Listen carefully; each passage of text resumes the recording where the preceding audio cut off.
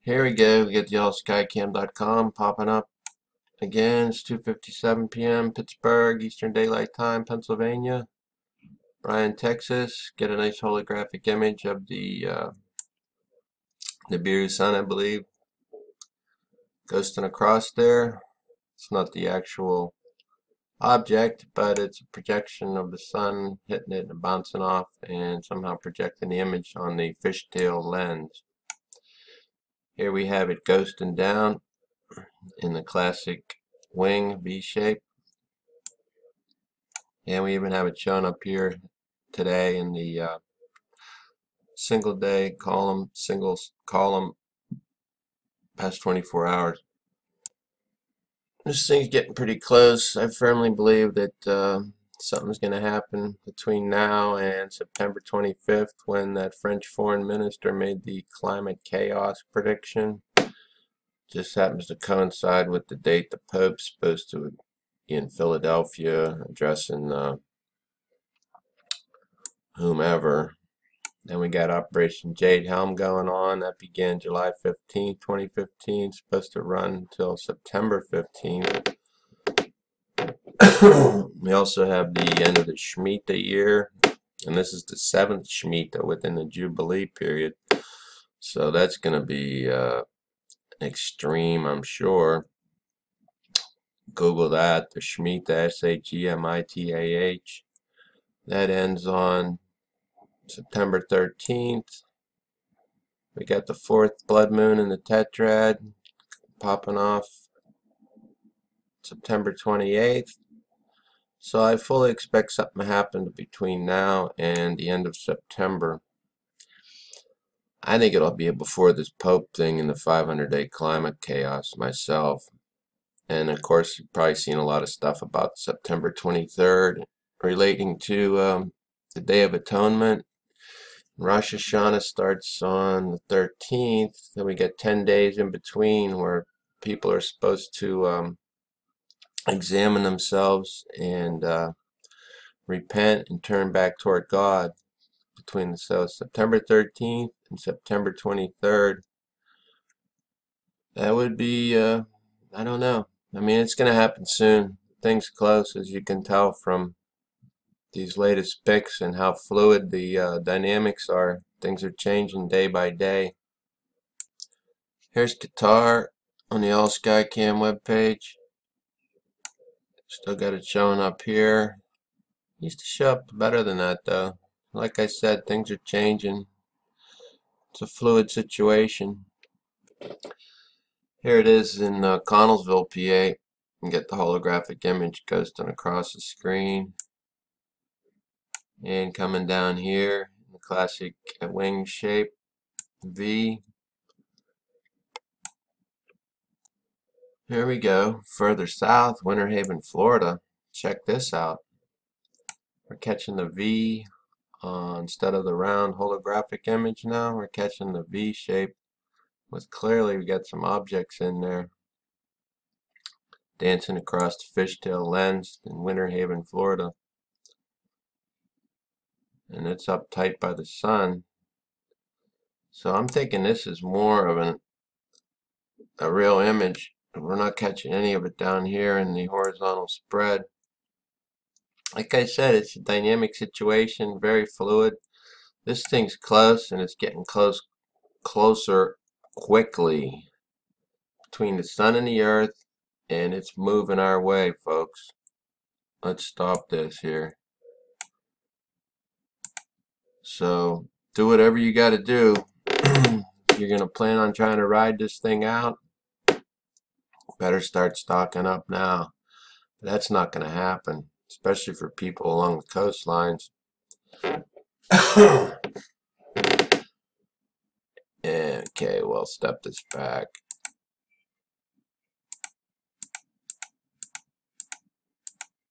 There's as far back as we got it. 10-minute frame change. There it is showing up there. Clearly not the sun. 10 minutes more for 2:18 Eastern Daylight Time. There's a nice shot of it without any clouds around to obscure the image between the sun and this. And there it is there. There it is there. And there's the last image right now. I just went outside, looked through my cell phone. I told you I got the 2 layers of an old computer floppy disk taped over the lens. I cut it up. Real easy to do, folks. Why don't you try it? Use the shinier ones. They work the best. Get the best resolution. I peeked the sun, and because it's pretty clear here in Pittsburgh, and it looks like it maybe is starting to round the limb a little bit more. So perhaps our orbit. So here's the sun. Here's the Earth going around in a circle orbit. This thing came up around south of the ecliptic, 30-degree angle. It's coming back around.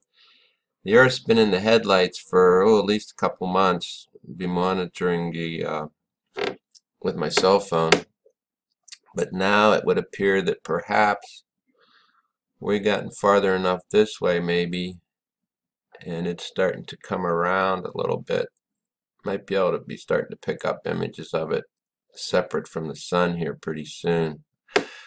I'd probably make a vid tomorrow with my cell phone and see what happens. And we still got a clear day in Belgium. Don't get shots from there too often. It's always cloudy. Nothing showing up top. More on the spread. But here we're catching it here. Up here above the sun. Around the same time. Usually it shows up around back here. But this one's closer to 2 o'clock. Of course, that might have something to do with daylight savings time or whatever in the U.S. Bumping it back an hour. Here's Grasslands Observatory in Sonoita, Arizona. Getting a nice holographic image. Catching some stuff around the sun again. Probably did on some of the previous shots. I just didn't note it. Something up here too. Perhaps an orbital of the Nibiru sun. It's still pretty tight and close to the sun. I don't know. Relatively speaking, the sun being 93 million miles away from the Earth's perspective, in this camera's perspective, it's still fairly tight in. Here it is ghosting down here, and look, there's one of the orbitals with it. That's how I'm reading it anyway. Apologize to Ms. Namaste and that other dude who commented about my throat clearing and creaky chair. I'll try to do better. Ms. Namaste, if you want to go somewhere else, be my guest, but I don't think you're going to find anybody else covering this thing quite this way anyway. Get it day by day, 3 vids a day at least usually, and a live feed, live comments on going through all the skycams on allskycam.com. Can't help the throat clearing. I'll try to do better. I don't know why, but I got a problem there with phlegm building up. If you get any solutions, I'm welcome to hear them. Thanks. So this is pretty good shots around the sun. Yeah, like I told you, it's changing day by day, hour by hour. It's a fluid dynamic situation, and we're watching it live on allskycam.com.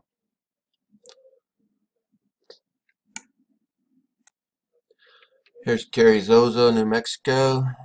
This is a relatively new Skycam. I'm not real familiar with it. I don't recall taking too many shots from it anyway. But here we got the Nibiru sun. And showing up here also in the single day 24-hour column. And we got the moon there this morning showing up as an orange ball, I believe. Here we got Firetail, Central Texas Observatory. We got it ghosting through up here. There's a lot a haze and clouds. But look at all these objects near the sun. They appear to be making some kind of a revolution or a rotation around something. And I maintain that that something is the Nibiru sun. Now, judging by the rotation, I guess the Nibiru sun's probably rotating, revolution rather. The Nibiru sun's probably rotating. Maybe it is rotating retrograde to our sun, because these things are going retrograde. We've got a retrograde orbit. Remember, our sun spins this way, the planets go around this way.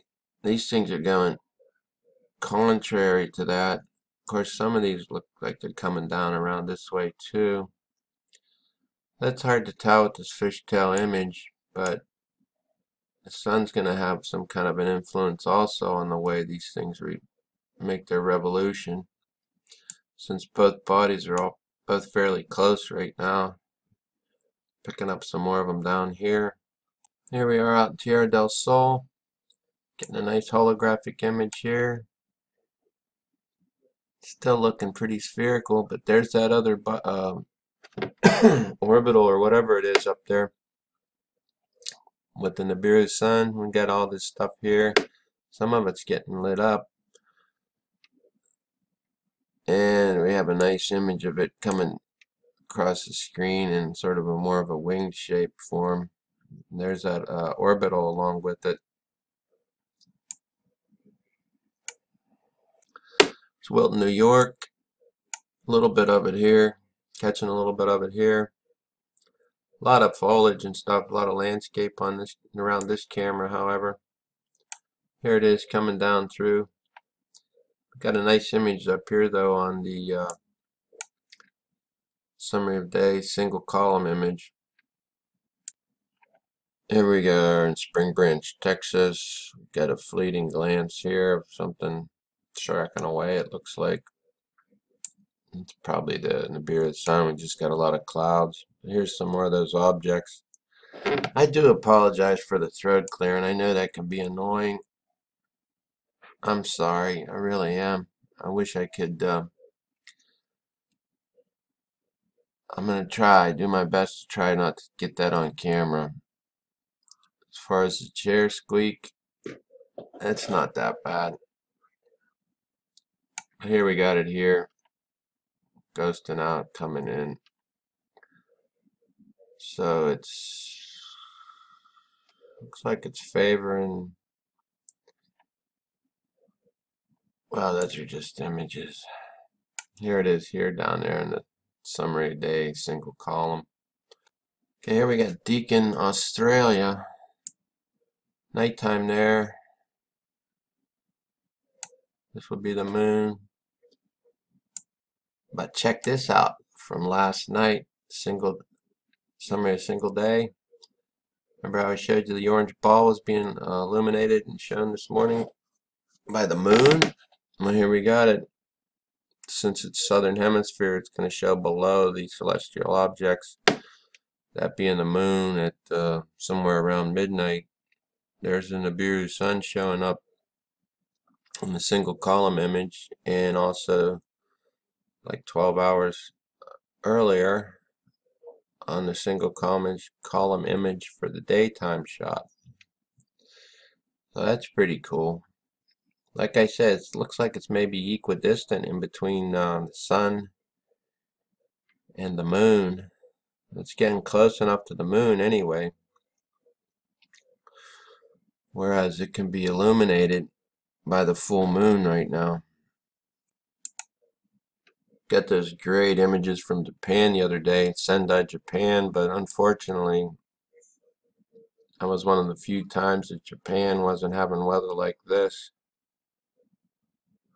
Oh, speaking of Japan, and you know we got the Fukushima thing going on. I have a bird feeder right outside my kitchen window, and I've noticed that the birds are looking pretty bad lately. Matter of fact, I had an older male cardinal and an older male blue jay, it looked like, and they were both bald, like their feathers came off. might be related to Fukushima. This one's over. Catch you in a minute.